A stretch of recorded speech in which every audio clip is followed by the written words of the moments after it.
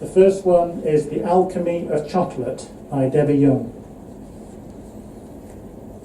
Debbie Young has published 3 collections of short stories and will soon launch the first of her new Sophie Sayers Village Mystery series, Best Murder in Show.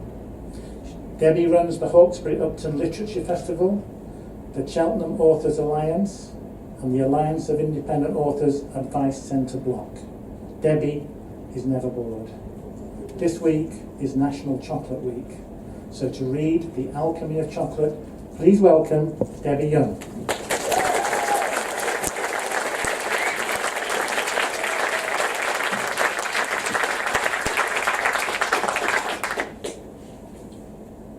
The Alchemy of Chocolate. If you dip a wafer biscuit into a chocolate fountain enough times, eventually it won't fit in your mouth. Much the same had happened with Jennifer's body. It was as if every bar of chocolate that she'd ever eaten had been melted down and painted onto her frame. Oozing into hidden places, the fat encroached so gradually at first that Jennifer was slow to notice her transformation. Then, one summer's day, while sunbathing on her lawn, she realised that she'd no longer passed the fat test that she and her friends had used at school, the ability to lay a ruler flat across her hip bones. That was the best use they'd found for their geometry sets. By the time she came to squeeze into an old pair of cords for bonfire night, Jennifer observed that where her stomach had once been concave, it now billowed out like a ship in full sail. No wonder sleeping on her tummy had become uncomfortable. Trying on a party dress for New Year, she spotted that her waistline only curved inwards when elasticated clothing constrained her flesh. By the spring equinox, the fat had found new places to hide. Her eyelids were thicker, and when inserting an earring, she had to push harder before the post emerged on the other side of the lobe. Jennifer was glad when spring sunshine came early because it gave her licence to go bare-legged. Lately, tights had become irksome. Unless she aligned the waistband precisely with that of her knickers, skirt and petticoat, her silhouette resembled the scalloped edge of a doily on a plate of cakes.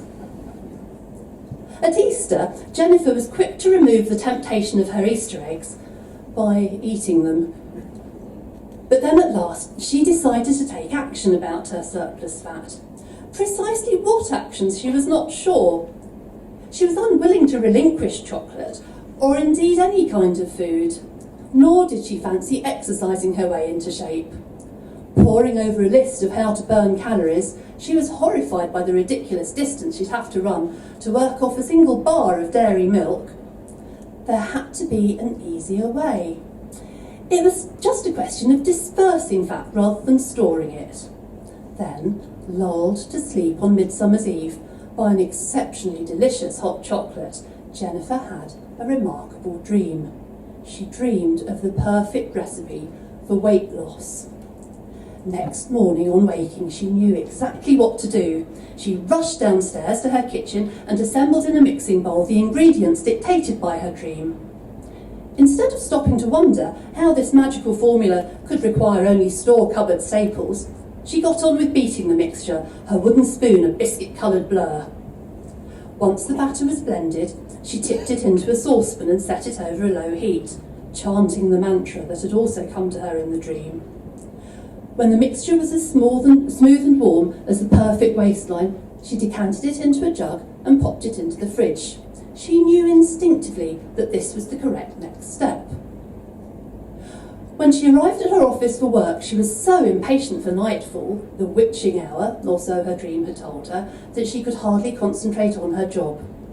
As soon as she arrived home, she slipped on her nightie, took the jug from the fridge, and with a medicine spoon, measured out the dose prescribed in her dream.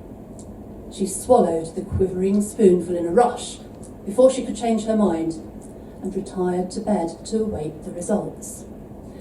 The anxious fluttering in her tummy didn't stop her from tumbling into solid, dreamless sleep.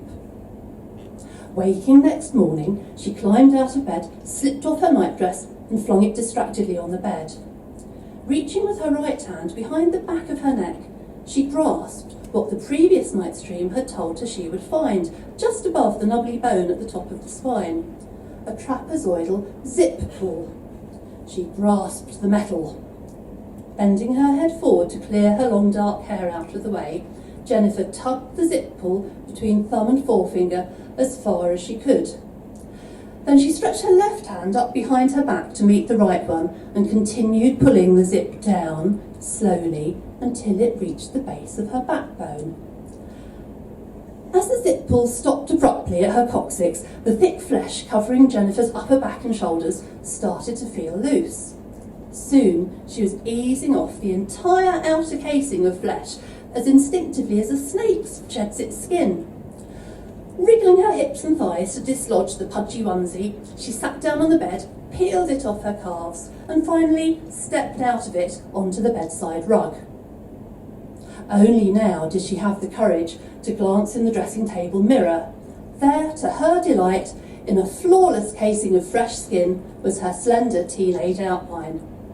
It was like meeting a long-lost, much-missed friend. Glancing down at the discarded Jennifer-shaped fat that lay perfectly still on the floor, she wondered what on earth to do with it. But of course it was recycling day. She could simply put it in the green wheelie bin. After all, it shouldn't compost down as readily as bacon rind. Better to throw it in the wheelie bin than put it out in the garden for the birds. With a new lightness of tread, Jennifer took a few steps around the bedroom. She felt decidedly different. The top of her thighs no longer rubbed together, her arms lay straighter against her sides, and she no longer felt that her stomach had been lagged like the insulating jacket wrapped around a hot water tank. Beginning to enjoy the full effect, Jennifer turned this way and that. But it wasn't the slim reflection in the dressing table mirror that caused her to smile. It wasn't the realisation that her low-cost recipe would fetch a fortune on the heaving market for diet products. Nor was it the recognition that she'd achieved every slimmer's dream of alchemy, turning fat into gold. It was the thought that she could now eat as much chocolate as she liked without ever having to worry about gaining weight. It was a dream come true.